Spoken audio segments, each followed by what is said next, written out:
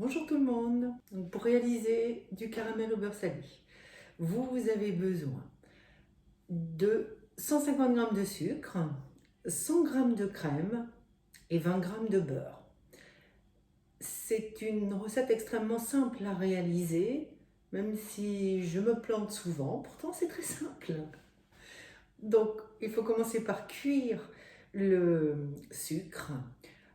Une fois que celui-ci est cuit, on le décuit avec les 20 g de beurre et on ajoute la crème chaude. Il faut chauffer la crème pour continuer à cuire environ 30 secondes.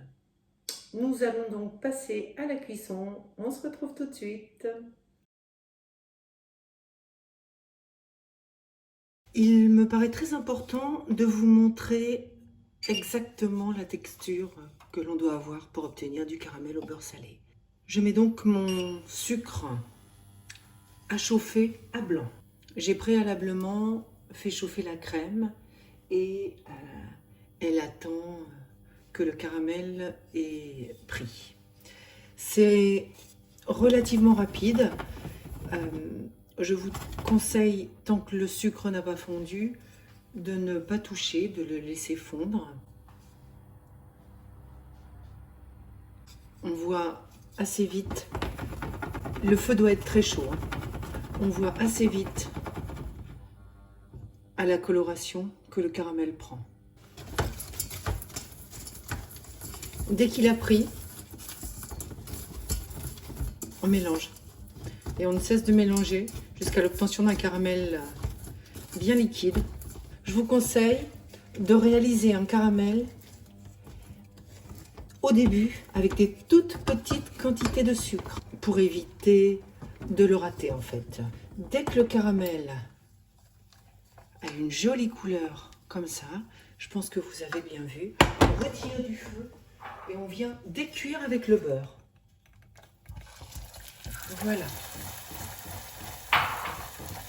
Je vous montre quelle texture le caramel a. Le caramel décuit, on intègre la crème et on remet sur le feu sans cesser de remuer.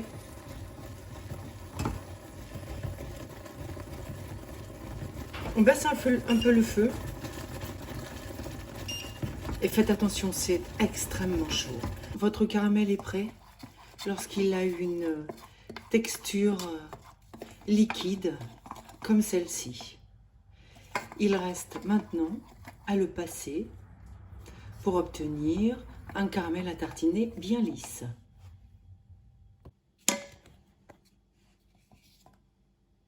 La dernière étape, passer le caramel. Je vous conseille de mettre à tremper immédiatement votre casserole et votre cuillère en bois et de faire très attention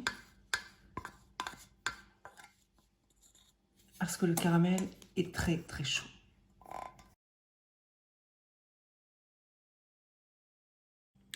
Le caramel au beurre salé à tartiner est prêt.